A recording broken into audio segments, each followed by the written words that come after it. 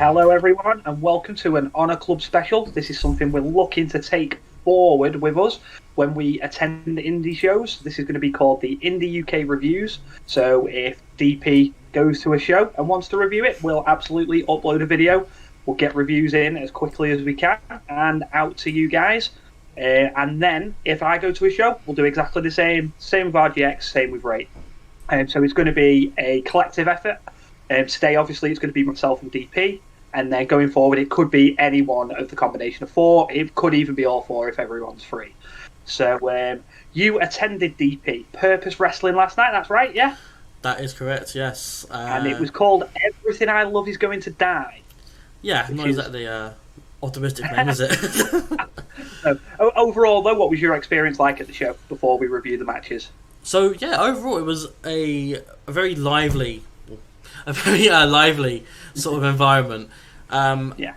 It was something that I never really went into thinking I was going to be like sort of like I'm not an outcast, but sort of like singled out, something like that, like as a new guy, sort of new face to the area. Yeah. But it was generally quite welcoming, and generally everyone was sort of accepting of who was there, and like no matter what they looked like, sort of. Yeah. So yeah, it was very lively, very welcoming. It was in a library. Strange. Yeah. You didn't say that last night in the group chat. In a library. Did you have to be quiet? like the Japanese through COVID. You can clap. That's about it. Yeah, just all wearing face masks and all just gasping at little things here and there. Yeah. Go in a full hazmat suit.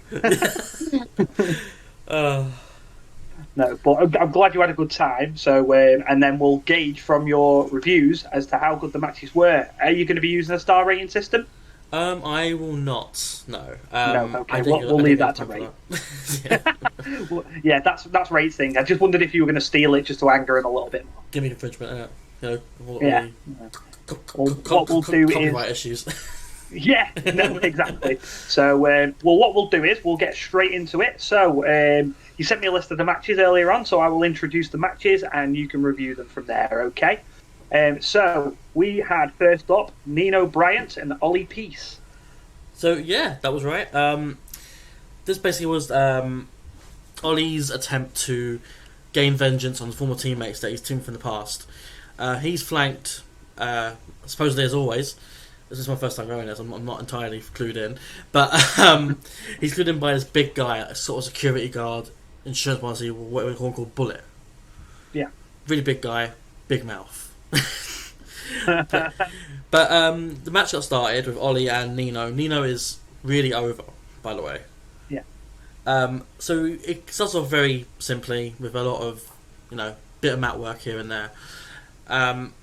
And then we get a spot where Nino attempts to do a tilt-a-whirl DDT, which is countered into a power slam attempt, which is then countered into a tilt-a-whirl DDT.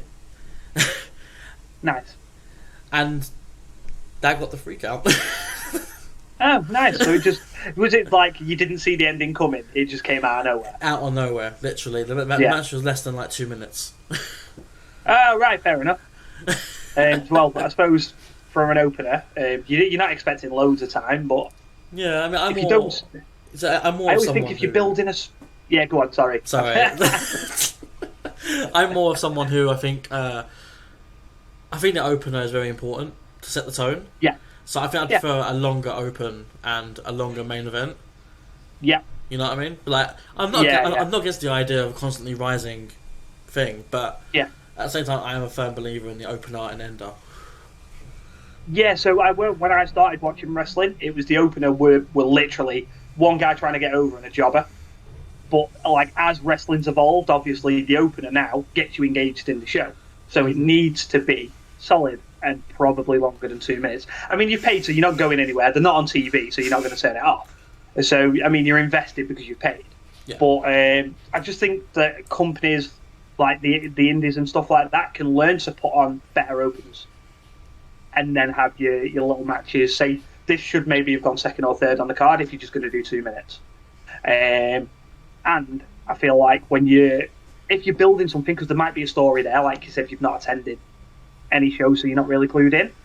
But a match needs to be set out so it has like a beginning, a middle, and an end, not a beginning and then it just ends out of nowhere. Because that does anger me a little bit with wrestling sometimes. Major companies are guilty of that all the time as well. So,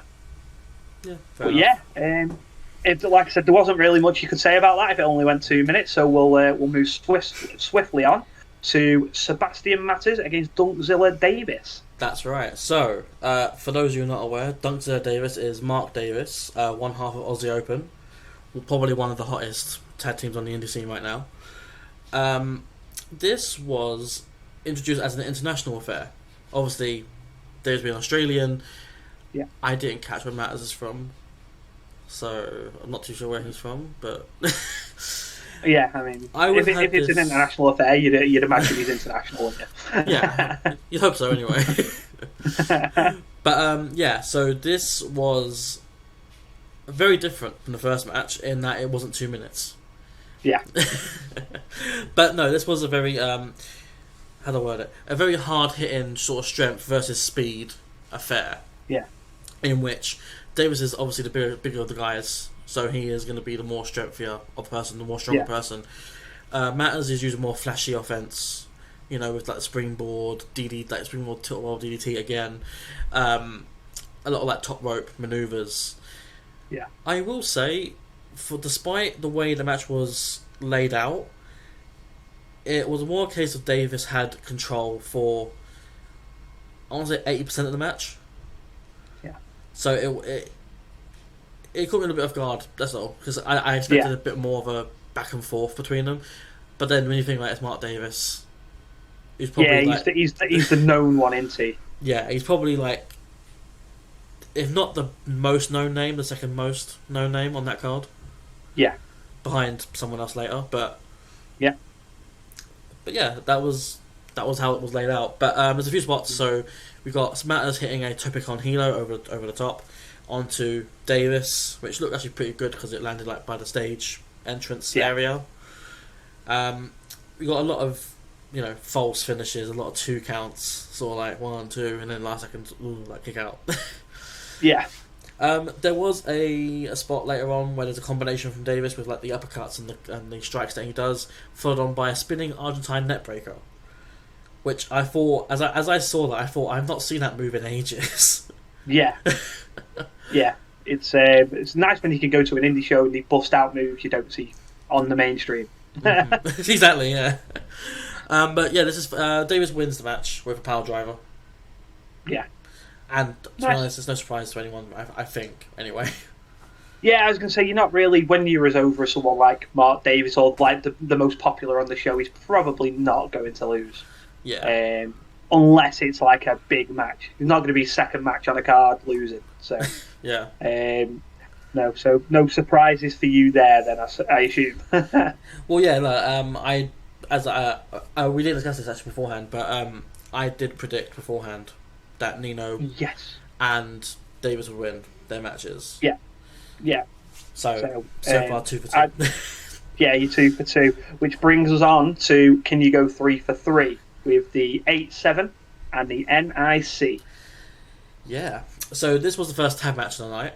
The NIC out first, representing Destination Everywhere, which is a 4-man faction, heel faction in purpose, which I was not used to. I've been to Rev Pro, I've been to other few UK indies. Destination Everywhere are a face faction, typically. So in purpose, they're actually heels, which was quite refreshing to see how each of them play off each other in that different role. Yeah. But yeah, so we had them against the 8-7, Roy Johnson, Big Wavy, and Alexander Roth. But normally there was something about it. Normally they have to sort of like hype the crowd up a little bit. Yeah. For some reason, this crowd that I was at had no issue hyping themselves up. As soon That's as you a British heard, crowd, though. Exactly. As soon as you heard the music, everyone was like, "Way!" That's all. Like you knew who it was, and honestly, I think they're happy to be there as well. I think they were smiling at backstage before they came out. Yeah. I mean, I'd like to think I'd be smiling if I was going out to a good match, and if the crowd are hyped, you hyped yourself, aren't you, sir? Yeah, absolutely. But yeah, so getting into the match itself, it starts off with a lot of heel tactics from the NIC, tagging in and out to avoid actual combat with them. You know, like the typical heel stuff. It's like, hey, you're gonna fight, Yeah. tag in. Yeah. They do that a bit back and forth, and then we start getting into the actual action of stuff, where there's a lot of high octane offense from both Roth and Johnson. There's a point in the match where the NIC are in full control, to the point where Roth can't get a tag in, and when he does, Johnson, gets the hot tag to sort of like quote the games. Gets the hot tag, runs wild, knocks everyone out, sort of. We get a spot later in the match where Roth's in trouble, and again Johnson does the whole slide into the ring, I'm gonna get you all, and he actually hits a pounce on one of the NIC. I can't remember the names. NIC. No. We'll just call them the NIC. Yes. Right. But I'll let that out, it's fine. But after the pounce, actually, the NIC guy is able to recover, and they both take out Roy, leaving Roth by himself in the ring. Yeah. Where they do a tandem, sort of like a suplex into a powerbomb sort of maneuver. I'm not sure what the actual wrestling term is for it. But that gets a 3 count. Nice. And so I'm assuming that he lifts him up, and then obviously he's vertical, and then as he brings him down, he catches his legs and powerbombs him. correct. Is that right? Correct. Right. Okay. Yeah. That's a good tandem move, to be fair. I feel like the impact of the suplex lost, and you're just doing it for the move, but it looks impressive if it's pulled off cleanly as well. Yeah. I think with the live aspect of things, there's always a bit of a miscommunication or a bit of mistiming. Yeah. But they seem to actually get it right, and they seem to it has had a good impact as well. Right. But yeah, that gets the 3 count and put me 2 for 3 in predictions. Gutted. Gutted. I had the Faces win this match, and then it was them winning the match that I thought, okay, so that means that someone else on this card from the faction is probably gonna lose. Yeah. Because I heard someone outside in the queue saying, you know what, this is going to be a clean sweep for Destination Everywhere. Because there's 4 members in matches tonight. Yeah. But yeah, that put me on 2 for 3. Right, fair enough. So that brings us on to match number 4, which is Rio against the OJMO. Yes, so this is who I meant when I said perhaps the most known name was Mark Davis, or second most known, behind the OJMO. Or Michael Oku, as other UK fans might know him as. Again, this is a sort of a reality check to me. I've never seen OJMO as a heel. Right. And he plays the heel fantastically. Yeah. It's amazing to see how someone can go from such a huge babyface run, be it in Rev Pro or be it in other companies, to just being a heel. Yeah. So the faction are feuding with Northwest Strong, which is another UK Indy wide faction. So it's Luke Jacobs, Ethan Allen, Rio. There is some. And Chris Ridgway as well. Yeah. The premise of the match is OJMO has fought F1 of Northwest Strong, and he chose to fight Rio because Rio's a woman. That was the premise of the match. Okay. I mean, if you're going to be a heel, fight a woman. So yeah, this is a very. I would say that the first 2 or 3 minutes of the match is just OJMO playing up to the fact that Rio's a woman. Yeah. It's like, hey, you're not going to hit me, are you? It's like, yeah. But Rio is not having any of that, and just completely annihilates him for the first few minutes of the match. And that's when we start getting the actual OJMO come out, and he's actually landing kicks and strikes. This was a very entertaining match. As I said before, there was a lot of back and forth for it. We had a net breaker. We had Rio sort of down, but then as soon as OJMO started pulling her hair, that's when she sort of activated. Sort of fired up. Yeah, exactly. We had a hooked arm suplex from Rio into a springboard crossbody, which only got a 2 count. We had a few more 2 counts from Rio until the master of the half crab, OJMO, locks in the half crab. Which, for a second, I thought, nah, no way. This is her debut show. She's not going to tap out on a debut show. Yeah. And then she didn't tap out. She got to the ropes. Right, okay. But yeah, again, we get a bit more of the same stuff with the flash pins, inside cradles, roll-ups, a lot more 2 counts. Rio goes for her finisher, which is I don't know how to word it. It's like a spinning, running heel kick. Yeah. Sort of thing. I don't know what the word is for it. But it's countered by OJMO, and he hooks the arms for a backslide pin. Right. But twist, his feet are on the ropes. Ah. And so then we get the 1, 2, 3. And So he actually wins that way as well. Yeah. So we got the heel tactic, the heel winning with a heel move. Yeah. Which, when it's booked right, makes sense. Absolutely. Absolutely. And I do feel like there's more leg room for Rio to come back and fight him again. Yeah, well, you give him the cheap win, haven't you? Mm-hmm. So, I mean, she's got somewhere to go from there, like, he screwed me. But you said right at the start that you've never seen the OJMO as anything but a babyface. If he can cut a promo, if you can talk good, you can talk shit, is my opinion. So if you play a good face and you talk well and you promo well, you can play a good heel. Mm-hmm. I just like the mannerisms, they'll come. Mm-hmm. But if you can talk shit, you're fine. Yeah, absolutely. I'll send you the promo video he did for the match after. Yeah. So you have a look at that. But nice. It caught me off guard seeing it this way. Yeah. Well, like, you got used to seeing someone a certain way. When they change, it's like, what's going on here? Exactly. Yeah. And I'm sure wrestling fans everywhere have had that with someone that you've only ever seen as a babyface going the other way. Yeah, precisely. Did you predict that one correctly? What do you think? No. Yeah, no. I am 2 for 4. What? Did you predict Rio, did you? I did. So I had the 8-7 winning, they didn't win, and I had Rio winning, she didn't win. I assumed you'd have gone with the OJMO because you'd heard of him. I was going to, but then I thought he's beaten Luke Jacobs, he's beaten Ridgeway, Ethan Allen is someone he's also beaten at some point as well. So I thought surely he won't be all of the faction. Yeah. But then obviously he's got the out of winning in a cheap way.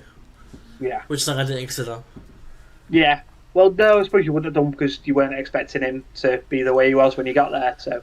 Mm-hmm. Well, I mean, I was aware he was playing a heel because of as I seen like the video on YouTube and whatnot. But outside of that, I'm not too familiar with him being a heel. No, fair enough. So we'll move on to match number 5, which is Maya Matthews and Kira Kamira. That's the one. So this was the start of the second half of the show. So we had a little bit of a break in between. Yeah. So this is Maya Matthews, as you said, with Kira Kamira, and first thing is Kamira's entrance. I can't tell if she's meant to be a face or a heel, or just somewhere in between. Yeah. She comes out, she gets cheers because it's Kira Kamira. Like, most people in the UK know who she is. Yeah. She comes out, she goes to the right side of the ring. There's a fan who's wearing a cap. I don't know what the cap said, but he's wearing a cap. She shouts at him and then knocks the cap off his head. Which just surprised me. It's just a nice bit of interaction. Yeah. But yeah, she comes around, enters the ring. Maya is flagged by Amira Blair, who is very vocal and also one of the women's wrestlers on the roster. Yeah. She also does a lot of like the with indie shows. You get some wrestlers who help out with stuff and like who organise admin stuff or like who help put together the ring and whatnot. Yeah. She's one of the who helps with the admin and like organisation of things. I think because you see her around talking to other people and talking to the organisers and whatnot. Yeah. She's out there and she's acting crazy, and the way that if you know her, you'll know that she is very erratic with her speech and her mannerisms. So she plays distraction more or less the entire match because she's in favour of Maya because she finds Kira very scary. Yeah. To start the match off, Kira jumps Maya with a bat and misses because she carries a bat with her. I don't know what I'm doing that for, but she carries. Carry the bat. Yeah, the way you do. But yeah, she tries to start that way. Doesn't work out in her favour. Maya ducks it. But majority of this match is Kira is in control of this. Like she has a lot of face locks, chin locks, etc. Like it's all like those moves like that on like the face and the head. Maya does get a few bits of offense in, like a few little hope spots here and there. But another note I made was Maya sounds like she's dying. And I don't mean that in a bad way. Like she is perfectly selling the offense. Yeah. Of like the kicks and the holds and everything that's been done to her. Yeah. But after all this, Kira is still majority of the match in control, similar to how Davis was with Matters earlier in the night. Yeah. We get a move that I can't really explain. It's like a spin around tilt-a-whirl, but standing, like with the arms, like a spin around. Right. Okay. So that's a spin around sort of cutter, which I thought that's very good. But it only got a 2 count. So right. At this point, the crowd are really behind Maya, and probably because of Mira's also egging them on to be like, "Let's go Maya, whoa!" And then like you know, like tapping the ring, sort of. Yeah. And then so a weird thing, I didn't realise that she was there, but Amira, because I'm front row, so Amira is to the left of me, and she starts looking at one of the crowd members at the back of the venue, and I didn't realise this at first, but she's like, "Come on," and I'm like, "What?" And I'm like looking at her thinking, "What's going on?" And then she says, like, "You're her mum. Help her out." I'm like, "Oh." Nice. So she brings Maya's mum to the ringside, and the mum is just, you know, at the same time like banging the ring, like, "Come on, Maya," like sort of like. But then it's at this point that Maya actually gets an inside cradle on Kira, and that gets the 3 count. Nice. Nice. What an ending. Exactly. It's different. I can say that. Yeah, absolutely. I don't think I've seen a case where someone's brought in a family member to get a win over someone. I think the last time I heard of a family member joining the match was when I subscribed to Figure 4 or Wrestling Observer, as everyone knows them, and Brian Alvarez had his match with Marco Stunt, and he basically went to town on his whole family, and then when they had the match, the family got involved. Brian Alvarez lost to Marco Stunt. Basically, that's the last time I heard of like something like that happening at like an indie show. Mm-hmm. So. Fair enough. Yeah. So yes, that was good match. Very good match. Unfortunately, it did put me 2 for 5. Right, you're not having a good time. I'm really not. No, right. So we'll hopefully get this next one right, which was Dan Maloney and Mark True. That is correct. So this is another match where I only knew one of the people involved, being Dan Maloney, who I've seen at other indie shows, and he's also on, I believe, NXT UK. I believe he's on. Yeah.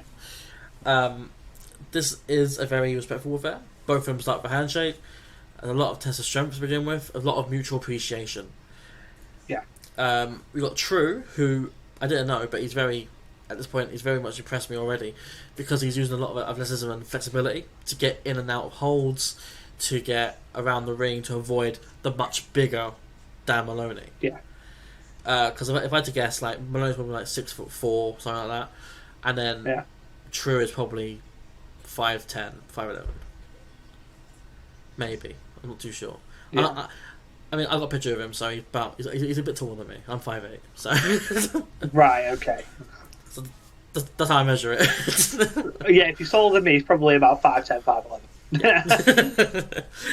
But yeah, so we get a few spots here. So there's a spot where Maloney is basically telling him to hit him, and then True fakes him out with a knee. Which I thought was a bit unique. I've never seen that before. Even though he's not playing the heel in this case, he's just sort of playing around with him, sort of like, hey, you thought he was going to hit you, didn't you? But Yeah. But yeah, so we get a dive to the outside as well from True onto Maloney. It looked like True missed it. Like it's like he shot over. That's how it looked from where I was. I don't know if that was the case. But he seemed to be fine, and they both went into the ring afterwards anyway. There's a spot later on in the match where he attempts a dive, does the Tyler Bate bounce against the ropes, and then runs back, and then slides under the ropes. I didn't fully understand what the thinking was there, but he gets caught by Maloney. Yeah. And this is right by me. Maloney catches him, puts him in a suplex hold, like the stance, and then throws him onto the ring apron. Nice. The hardest part of the ring, that is, mate. Is it? Well, no. But following from that, he gets him up again and does pretty much a F5 or a cyclone, how you want to call it, onto the apron again and the ropes. So, right in front of me. That was a nice little move to look at. Yeah. Just different. Yeah, absolutely. So there's more spots inside the ring again where we get back kicks, like to strength again, like sort of like hit me with a kick, then flack, like smack. Yeah.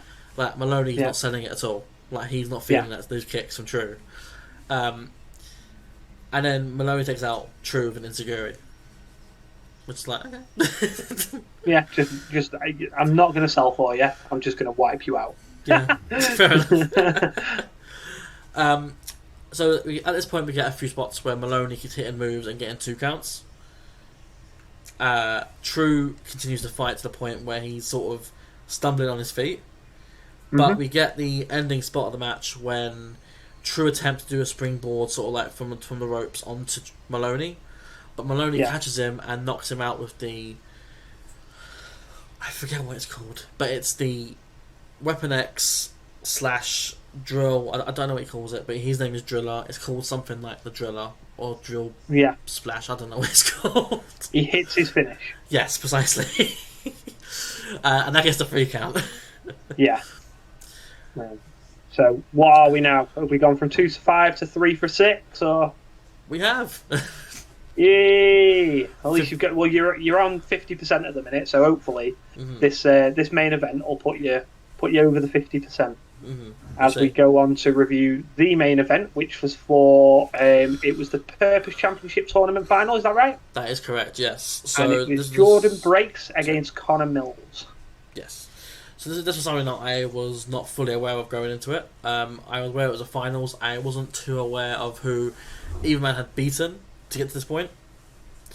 But both of them are here. I know Breaks is a technical guy, like submission based. I know Mills is more flashy with the kicks sort of guy. Yeah. And Mills is someone who I've seen before, like in Rev Pro and other companies. Yeah. Breaks someone I'm completely new to. He has the typical English sideburns, like the stereotypical sideburns, sort of. Yeah.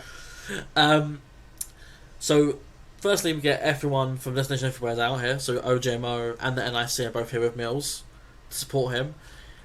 They threaten to be there for the entire match because the ref's not going to stop the match. He won't cancel it, will he? Because it hasn't even started yet and there's no champion.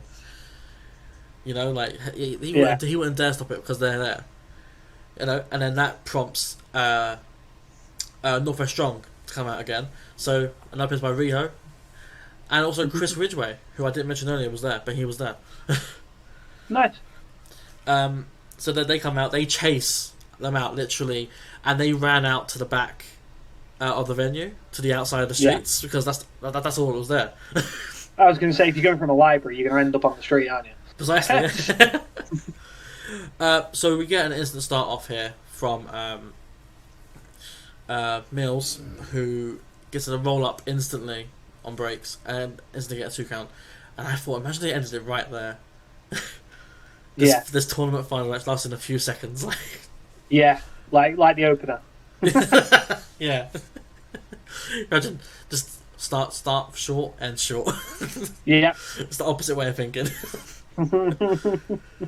But yeah, no, so we got then Breaks is able to kick out and he actually gets a Styles Clash maneuver on nice. Mills. And I thought that's a nice little shout out to someone who I'm assuming he not idolises, but someone who he probably learns from when watching them. He watches his matches and has just thought, I'm going to take a little bit of what he does Yeah, exactly. And have it for myself. Yeah, exactly. It was a nice little thing to see. Like, it was done so professionally as well. Like, you see a lot of like half-ass attempts. It was very interesting to see. Yeah, and that's not a move you can half-ass. Yeah, exactly. So we get some more action to the outside of the ring, where Mills hits a suplex onto chairs. So like these are not like laid down chairs; these are like open chairs for sitting on. Yeah. So he does a suplex onto those on breaks. Nice. And I thought I couldn't see it because it's the other end of the ring, but then I can picture it like a Kevin Owens sort of bump. Yeah. You know, like. Yeah, unnecessary, but it looks all right. It looks. I imagine it was amazing to people in that section of the audience. Yeah, definitely. So we get back into the ring with Mills in control of the match. We get a series of kicks from him, which leads to a 1 count. Then we get a suplex, which is counted into a cradle for a 2 count from Breaks. So I thought, okay, so Breaks is still going to continue fighting. It's not going to be a simple sort of Mills is in control for half the match now. Yeah. So it's going to be a bit of back and forth between these two. We get Mills, who counters a... What was it? I think a dropkick he counters with a springboard forearm. So typically a springboard is like jump off. Yeah. Mills does a outside springboard, so he jumps from the outside over the top rope to the inner second rope, and then jumps from there to do a forearm. Oh, wow. Yeah. So he goes round the houses and catches a train to get to wherever his destination is, basically. Pretty much, yeah. I mean, it probably looks good. I'm not slating him for it. It just seems like a long way to go to get to where you want to be. Yeah, absolutely. I don't see any fault in it personally, but it's know like you as well. Like it's just it is a bit around the houses. Yeah. But yeah, so following on from this, we get a few submissions from Breaks because this is his wheelhouse, as it were. He does a lot of like arm wrenches, arm bars. So like, there's not movement from Jericho's list either. This is just generally what he does. Yeah. We get some slaps from Mills as he's trying to get out of the arm bar and the arm wrenches. We get probably my favourite pin in wrestling, which is something that Zack Sabre Jr. does. The European clutch, where he sort of like pulls you behind and then locks his legs over your legs to then pull the arms back. Yeah. I'm not sure if you're familiar with it, but that's what he does. And he gets a 2 count from that, which is then followed by Mills hitting him with a tombstone and then a spinning tombstone back plant. Nice. Which I thought, that's probably it, right? But no, 2 count. Wow. And then at this point, we got this typical like, okay, you know what, I'm done with this guy, I'm going to finish it off right now. And then he goes to the top rope, 450. But he misses. And he misses it, and then he rolls through. It's fine, but then Breaks, gets up, and he hits a suplex, but it's like a release suplex into a kick. Right. And I thought that can be dreadful if hit wrong, but thankfully it's not. Yeah. And it looks fairly decent. Yeah. At this point, Mills is still fighting back, and he gets Breaks down again with a high kick. And then he goes for the 450 again. And at this point, he's caught by Breaks into that arm wrench again, which is like I think it's Mills. I think it's Breaks' finisher. Yeah. Where he grabs you like and then wrenches on the wrist and the arm. Yeah. And at this point, you think he's probably going to tap, isn't he? Yeah, he's done. Like you've missed a 450, and then you've gone for another one that you're not getting. Yeah. Like when you miss a big move like a 450, you tend to think the end's pretty near. Like in the next minute or two, the end's probably going to come. Yeah. And then sure enough, Mills does tap. Yeah. Yeah, which was... You put that on my reaction, it's not what I was expecting to happen. So you predicted that one wrong. I did, yes. Yeah. So you're less than 50% for the entire show. Correct. But no, as a main event to a show, was it main event level? Yeah, absolutely. Yeah, it delivered on all cylinders. You know, like it was exactly what you'd think it would be, and they didn't really. Apart from you. Well, yeah, they didn't really. They didn't steer wrong at any place. Like they instantly had the threat of the heel faction being there, cleared that away. Yeah, and then it was just these two men fighting for a illustrious title within the industry. Yeah. So it is precisely what you'd want it to be for a tournament final. Yeah, anyway. 1-on-1, and that's it. Yeah, you got the horse crap out of the way early, and that's fair enough. But overall, good show. Yeah, very, very good. For someone Yeah. who's never been to to a Purpose show. Yeah. um, yeah, it was honestly fantastic. Yeah, and it make you, like you said, it's the first time you've attended a Purpose show, so that makes you probably want to go again. Yeah. Which is all you want from a wrestling show the first time you go. Yeah, precisely. Make me want to come back. I've already booked tickets for the next one. Yeah, nice. And it's Nice, it's just something that I really enjoyed, and Yeah. in all honesty, the whole thing was so professional, which is something I didn't expect for dare I say, a smaller indie company. And that's not you being disrespectful, but just in terms of like the companies that are out there at the minute, it's a small company. Yeah, precisely. So, but with stuff like this, like putting on good shows is going to get you some traction. Yeah, precisely. And like you said, it's been a good show. Mm-hmm. So, and you're going back, which is even better. Precisely. So, but do you know the first sign I got that it was going to be a professional, like sort of design show? Go on. Nice. There's literally a program with the entire card on it, a menu. Yeah. It was amazing. It was honestly great. It was like so professional. I loved it. Yeah. Did you get anything else? I got a couple of bits and bobs. I got a few photos with a few people, but someone who was there that I didn't think would be there was young Shota Umino. Nice. Who I got this from. Nice. I got a photo with the guy as well. Ray is gonna be fuming. He always hates me in the chat. Well, like you said, looks like you've had a blast. So you've got more coming up, I believe, over the next few weeks. Yes, I do. I've got Rev Pro coming up. I don't know if I'm going to review that one or not. After that, I've got Riot and Cabaret, which is another one in Clapham. I've got Progress as well, which again, same boat as Rev Pro. Not sure if I'm going to review that one or not. And then also Back to Purpose as well. And also show in mid-September, part of WrestleVille, which is like a wrestling festival celebration. Yeah. What's the word? Produced by Head Drop. Oh, nice. Well, no doubt the shows you do review, like I said, it'll either be myself and you, obviously, because you're the one that's been, or it could be RGX, or it could be Rate. But whoever it is, when you're reviewing shows, we will 100% make sure that there's someone with you. Because solo shows like Rate's got them down. I don't think it's something I'd be confident doing. I like to have someone to bounce off. Yeah. But yes, in terms of tonight's show, that will mark the end. Have you got anything to say before we end it? Just to publishers in themselves, thank you for an incredible show. Thank you for making me feel welcome and part of a community that wouldn't necessarily be as welcoming to newcomers. Yeah. And generally keep up the great work. And I'll see you back in September. Perfect. Well, that is goodbye from DP and goodbye from myself.